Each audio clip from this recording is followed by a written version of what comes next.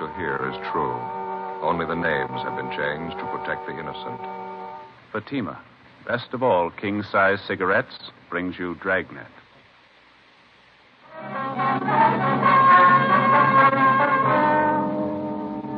You're a detective sergeant. You're assigned to homicide detail. An elderly man is found dead in the living room of his home. There's a single bullet hole in his chest. On the surface, it appears the man took his own life, but the evidence points to the opposite. Your job? Investigate. More and more smokers coast to coast are saying this about king-size Fatima every day. They're different. Better. They are different. So pleasing. Yes, in Fatima, the difference is quality. You see, Fatima contains the finest domestic and Turkish tobaccos superbly blended. And Fatima is extra mild, with a much different, much better flavor and aroma. Compare Fatima with any other king-size cigarette. You'll find Fatima gives you all the advantages of extra length, plus Fatima quality, which no other king-size cigarette has. Yes, in Fatima, the difference is quality. Next time, buy Fatima. Best of all, king-size cigarettes.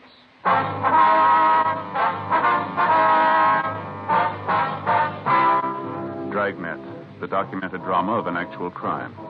For the next 30 minutes, in cooperation with the Los Angeles Police Department, you will travel step by step on the side of the law through an actual case transcribed from official police files. From beginning to end, from crime to punishment, Dragnet is the story of your police force in action. It was Wednesday, January 10th. It was cold in Los Angeles. We were working a day watch out of homicide detail. My partner's Ben Romero. The boss is Thad Brown, chief of detectives. My name's Friday. It was 8:25 a.m. when I got to the police academy, the doctor's office. Morning. Morning. Can I help you? I'm checking in for my annual physical. Oh, okay. All right. Let's see here. Name? Joe Friday. Let's see. Friday, just like the day in the week? Yeah, that's right. Friday. Can't seem to find it. You sure you were notified? Yeah, the teletype was posted in the office a couple of days ago. Annual physical exams. My name was right near the top of the list. Friday. Uh-huh. Oh, yeah. Yeah, here you are. Joseph Friday. That's it, yeah. Well, all right, Friday. Let's get your name down here. Okay. Your age? 34. Where do you work? Central Homicide. Serial number? 2288. 2288. Okay, Friday, you want to step this way? All right. Slip off your shoes, your coat, and shirt. Okay. Well, they keeping you busy? Oh, pretty busy, yeah. 4,500 men in the department. Everyone has to have an annual physical. Mm-hmm. Better get you weighed and send you along inside. Doc's probably ready for you by now. Okay. Over here. Oh, never fails. Dr. Vance's office. Who's that? Oh, yeah, just a minute. It's for you, Friday, your office. Oh, thank you. Friday talking. This is Ben. Joe, you about through over there? No, not quite. I haven't seen Doc Vance yet. What's the matter? Dead body call out by Westlake Park. Radio car's out there now. No one else in homicide to handle it? Not right now. They're pretty busy. No use you coming back to the office. Why don't you meet me out there? It's 9320 Laurel Lane. All right, just a minute. Have that pad, Doc. Thank you. 9320 Laurel. I got it. What's the story? Old man was found dead in his living room. Bullet hole in his chest. Hmm? Men in the radio car said at first it looked like the old man had killed himself. They're not so sure now. How do you mean? They think he had some help. 8:45 a.m. I left the doctor's office at the police academy and drove to the Westlake area where I met Ben in front of the cottage where the dead body had been found. We went inside and checked with one of the men from the radio car who was standing by. The dead man was identified as Martin Latimer, age 68, a retired owner of a couple of neighborhood grocery stores in the city. He was lying sprawled on his side on the floor. There was a bullet hole in his chest just above the heart where the slug had entered the body. There was another larger wound in the back, through the left shoulder blade where the bullet had emerged. Approximately 8 feet across the room from the body was another chair. There was a Winchester rifle wired firmly to the top. its muzzle pointing directly above the spot where the body lay on the floor. A thick white string was found wound firmly around the trigger of the rifle. It ran through a metal ring on the stock of the gun and stretched across the room where it had been tied to the dead man's right index finger. At first glance, it seemed like an obvious suicide arrangement. Officer Harkness, one of the men in the radio car who had answered the call, took exception. I don't know, Sergeant. Maybe I'm all wet. Just doesn't gel right for me. Who discovered the body, Harkness? Next-door neighbor, Mrs. Donworth. My partner's with her now. You fellas call the crime lab? Yeah, they're on their way out. Was the old man the only one who lived in the house here? Yeah, that's what the neighbor told us. Sure like to see what the crime lab crew's going to think of it. Well, what's the big question, Harkness? Well, I know it's none of my business, Sergeant. You fellas are the detectives. I just couldn't help but notice, though. What's that? Well, come here. Now, over here, this rifle wired to the back of the chair. Yeah. Now, take a sight along the barrel of the rifle. See what you think. Right through the sight, huh? Mm-hmm. Pointed right above the armchair over there, isn't it? It's in a Yeah. straight line with the body. Uh-huh. Well, that much fits. The old man pulled the string tied to his index finger, and it set off the trigger. Took the slug through the chest, you know, right? Yeah, that's what I figured. Now, here, take a look at the wall directly behind the old man. Yeah. The slug went clean through the body, we know that. Through the chest above the heart, then out through the shoulder blade. Yeah, I see what you mean. Now, here, now, take a look at this wall here. Got a mark on it. Yeah. One thing, sure, if the old man was shot in that position, the slug had to come this way. Well, Pass through his body right about this height here. Uh-huh. We ought to find the bullet hole in this wall. Right around here. yeah, it ought to be. Not a trace of a slug there. Not much chance it could have been deflected, do you think? Well, that's what I thought. It's a 30-30 Winchester, enough power to go through a couple of plaster walls. Well, we know the slug went through the body. It's got to be somewhere in one of these four walls. Take a look over here and see what you think. All right. Down here near the corner of the wall. Where? Well, right here. Yeah, it looks like it. Ben? Well, something's out of kilter. The rifle never could have thrown the slug this far down on the wall. Not the way it's wired to the chair there. And besides that, it's way out of line, at least 4 feet, the way I figured here.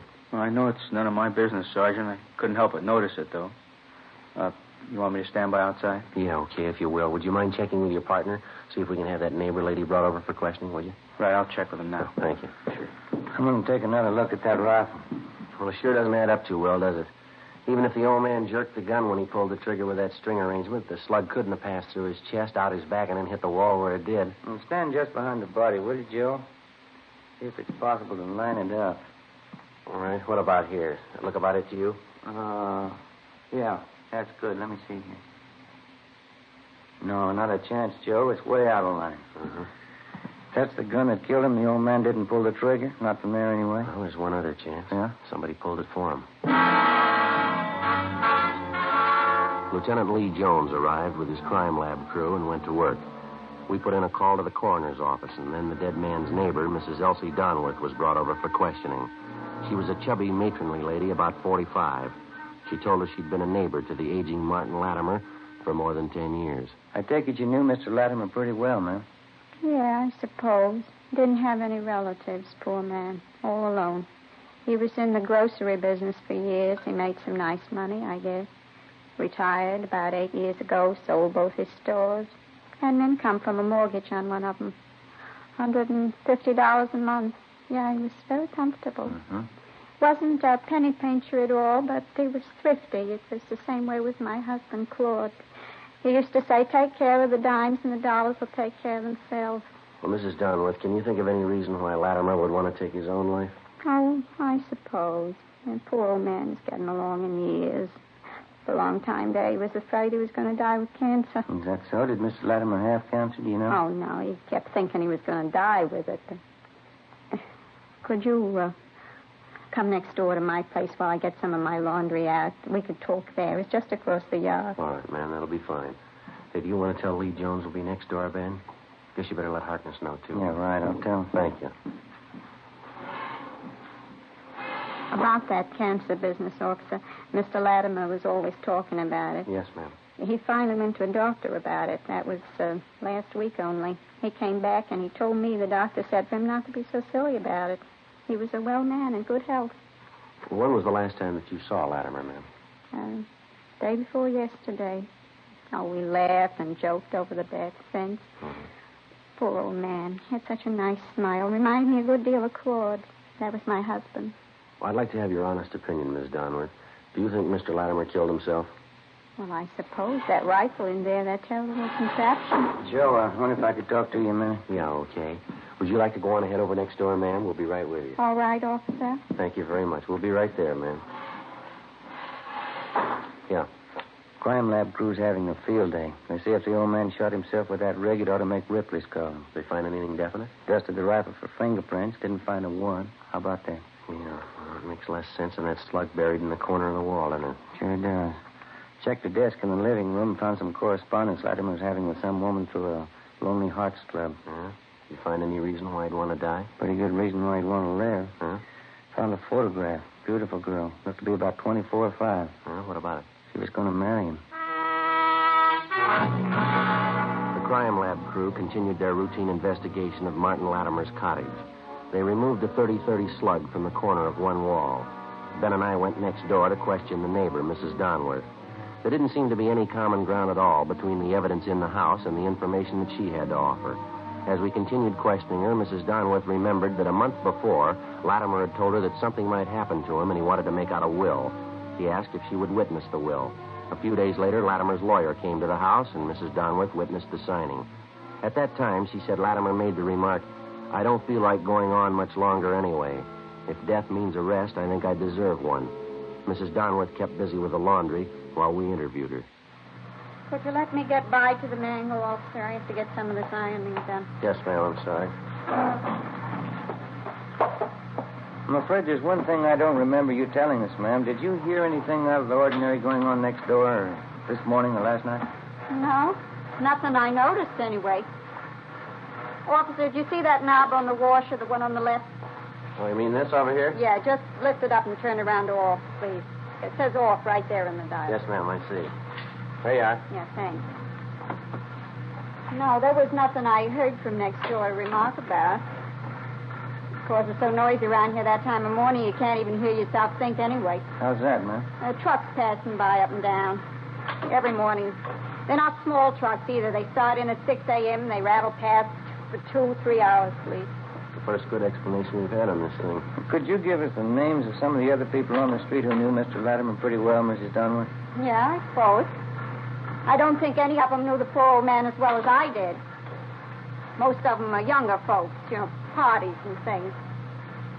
When you get up around 65 or past it, like Mr. Latimer, parties don't mean so much anymore. Yes, ma'am, I understand. Yeah. Just a nice, quiet home with a good heating system. Good books on the shelf. Good man around the house. That all you can ask for? Yes, ma'am. Well, thank you very much. We'll leave our card here in case you want to contact us for any reason. All right, officer. There's one more thing, Mrs. Donworth. We understand Latimer was corresponding with several women through a Lonely Hearts Club. Did he ever mention that to you? No, he never did. I found out from the mailman. He's a regular gossip. Uh-huh. And Latimer never mentioned any of the women that he corresponded with. Is that right? Well, I pretended I didn't even know about it. He never brought it up. Don't understand why he'd want to meet a lady that way. All most of them are looking for is a man with money so they can quit work and lay around the house. Well, thanks again, Mrs. Donworth. It's been very helpful. Yeah. Poor old man. I wonder what made him write letters after silly women. Little good they'd have done him. He wrote letters all over the country. Mm-hmm. Getting tired of working myself. Could have saved the postage, too. Beg your pardon? I was right next door. Would have married him in a minute. We left Mrs. Donworth's house a few minutes past noon, and we went back next door to Latimer's cottage. The crime lab crew had finished their investigation, and the deputy coroner arrived. He took the body downtown for autopsy. We talked over the crime lab findings with Lieutenant Lee Jones, and he felt the same way that Ben and I did. The theory that Latimer had shot himself to death was possible in many respects, but it was far from plausible. We checked through Latimer's correspondence with the women that he'd contacted by mail through the Lonely Hearts Club, especially the young girl he obviously intended to marry, judging from his letters to her. Her picture showed her to be a brunette, dark eyes, young, and very attractive. The inscription at the bottom read, "With love, Catherine." There was no return address on either the photo or the letter. Ben called to check with the Lonely Hearts Club. Yes, ma'am. No, that's all right. We'll probably be dropping down to talk to you. Yes, boy. What'd they say? Might be it, Joe. Club secretary says they've been having trouble with somebody who signs their pictures just like this one. With Love, Catherine. Uh-huh. I described the picture, and the secretary says it's the same girl. What's the angle? The girl doesn't belong to the club, but somehow she got a list of the members and their addresses. She writes to them, usually old men, gets them set for marriage, and they send for her. Huh? Her letters come from the east, from different cities. She writes and asks for a train fare out here. The men send her the money for clothes and train fare, and that's the last of it. She's gone. Oh, it adds up all right. And this one letter here. This one. I hate to ask you, dear, but if you could send me the traveling money and just a little extra for some clothes, I will take the first train and be with you in a week to become your wife, awaiting that precious moment and so on. Kind of pours it on thick. What's the date on there? Well, let's see. December 30th. It's 12 days ago. What do you think? That's possible. She could have showed up, tried to grab all the old man's money she could find. Maybe he caught her at it. She killed him, rigged up this phony setup to make it look like Latimer shot himself, huh? Into hold more water if we could find out she really came here. Maybe we better start ringing a few doorbells. The other neighbors might come up with something. What do you say? Well, let me see that girl's picture again, will you? Yeah. No photographer's name. Now, look in the back here, Ben. Yeah? No, down here in the corner. Right in the corner of the picture mounting. Oh, yeah. XXX6Y3. Must be some kind of manufacturer's marking. Photography supply. Uh-huh. Guess it stands for the type of paper, huh?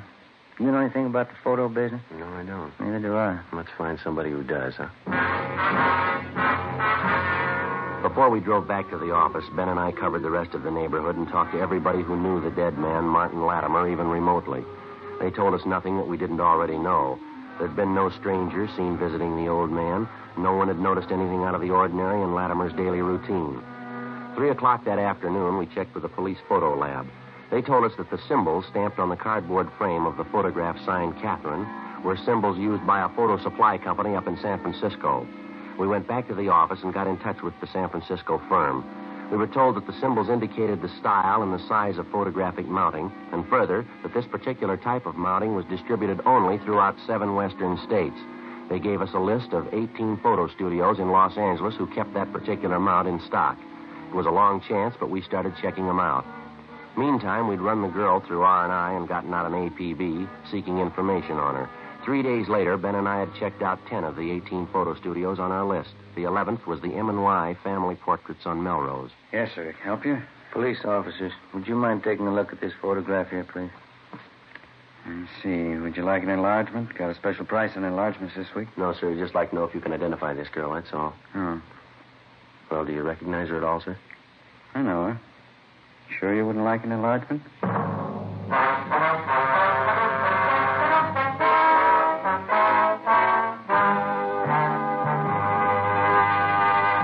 You're in a cruiser car of a Metropolitan Police Department. You receive a routine radio call. All units, attention all units. Pick up and hold for investigation the following vehicle. 1948 Ford, 2-door sedan, black white sidewall tires. There are many cars that fit this description. You listen for more facts. This car will have extensive damage to right front end. License number 9 Robert 9 707. In the 7 column, 9 Robert 9 707. KMA 367. Now you can pin it down to 1.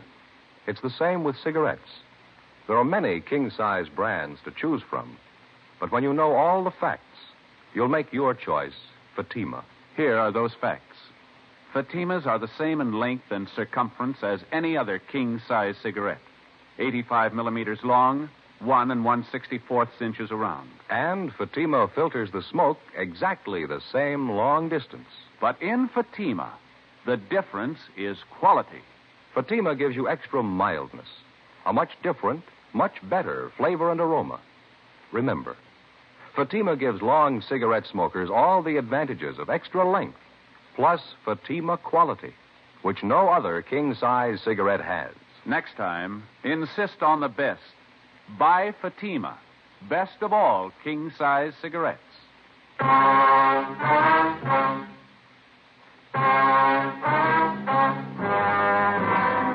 Saturday, January 13th, 1:35 p.m. We showed the photograph of the girl to the proprietor of the photo studio on Melrose Avenue, and he identified her as one of his customers. He told us her name was Doris Chambers. She was 22 years old and a postgraduate student in chemistry at the university. She came from a fairly well-to-do family, and her father was the president of a local neighborhood bank. She didn't even come close to the type of girl that we were looking for. We got the address from the photographer, drove out to the home, and interviewed the Chambers girl. She gave a younger appearance than she did in her picture. She couldn't recognize the handwriting on the photo, nor did she understand the inscription with Love, Catherine. After questioning her, it became apparent that she knew nothing at all about 68-year-old Martin Latimer. I wonder if you'd mind taking another look at the handwriting on the picture, miss. Is it familiar at all? No, I couldn't be sure either way. Seems like I've seen it, though. Well, when did you say you had this picture made, miss? About a year ago at graduation. My mother had extra copies made up. She liked it. I didn't care for it much. Could you tell us how many people have prints of this picture? Mama had 24 copies made up. She took 12, and I took 12. Mm-hmm. She sent them to relatives, friends of ours. Kept a few. What'd you do with yours? Sent them to friends, girls at school, a few of my boyfriends. Can you remember if you autographed any of them? Yeah, some of them. The ones from my girlfriend.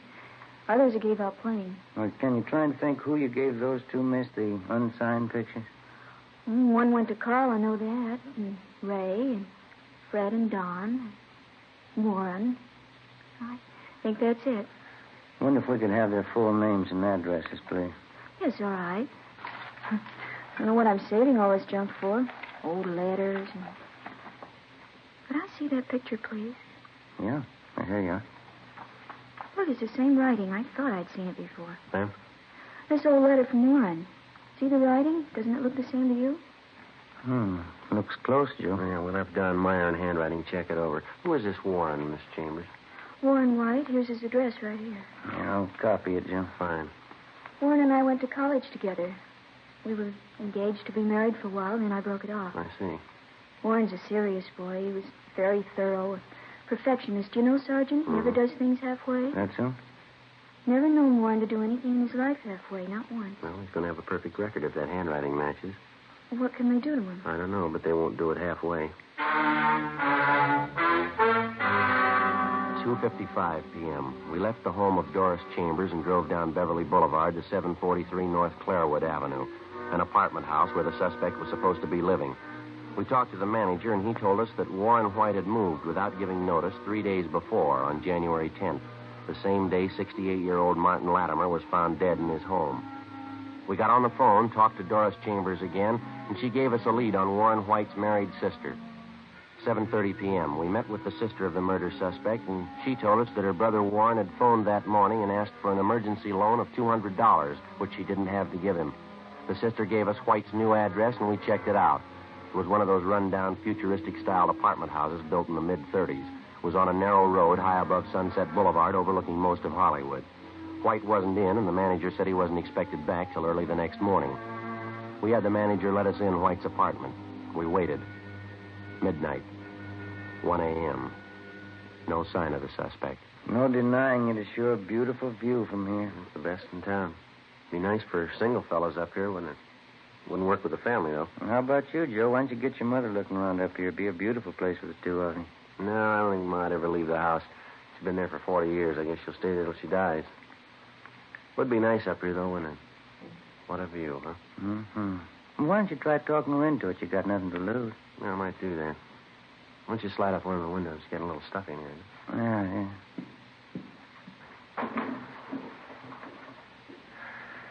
Oh, smell that air, huh?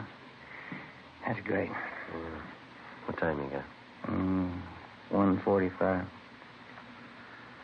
Oh, it's a long night. We waited. 3 a.m., 4 a.m., 4:30. It was cold. There was still no sign of the suspect, Warren White. 5 a.m., 5:30, 6 a.m. The sky was getting light over in the east.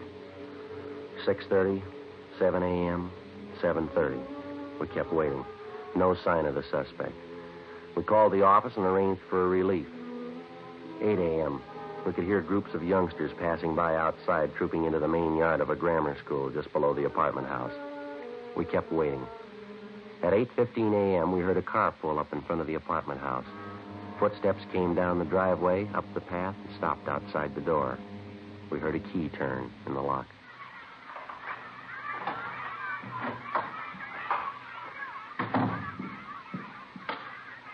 What is it? What do you want? You Warren White? Yes. Police officer's got some questions we'd like to ask you. It's all right, officers. Why don't you sit down? I'm not going to give you any trouble. Huh? I killed him. Maybe I'll never know why, but I killed him. You want to tell us about it? You must have had a reason for it, rigging it for a suicide. Do you have anything against him? I hardly even knew him. He used that picture of Doris to fool. Made some good money doing it. I needed it. You willing to give us a statement about the whole thing? I haven't anything to hide, officer. The minute I killed him, I knew it was all over. Right there in that 1 minute. I knew you'd come and find me somehow. I didn't know when, but you'd come and find me. Well, okay, Ben. We better head downtown. Yeah. What? It's a great sound, isn't it? What's that? The schoolyard. Yeah. The kids. Got a great sound to it. Good one. You want to get your hat? All right. How can anybody figure it? You start in the schoolyard like those kids down there, running around, yelling. I started the same. Better get going. I wonder what it is that happens. An 8-year-old red-haired kid. There must be one down there now. The other kids will grow up, get jobs, work, and die. It'll be all right. Yeah. The one kid will end up in an alley with a gun in his hand. How can anybody figure it? I don't know. A bunch of kids playing in a schoolyard. Someday one of them's a killer. Yeah, let's go. You tell me. What's the answer?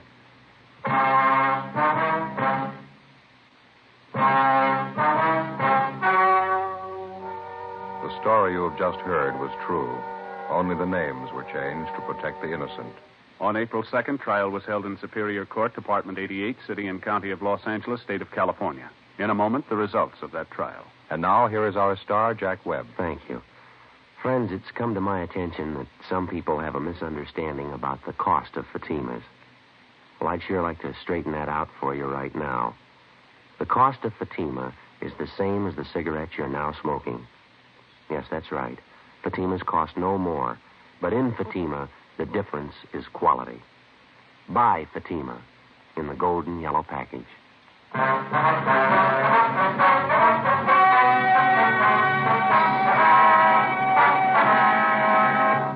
Warren Thomas White was tried and convicted of murder in the first degree. He received a sentence of life imprisonment. He is still serving his term in the state penitentiary, Folsom, California. Ladies and gentlemen, to build our strength against aggression, we've got to equip our armed forces with weapons of war and at the same time produce plenty of civilian goods so that we can keep prices down. Remember, the better we produce, the stronger we grow.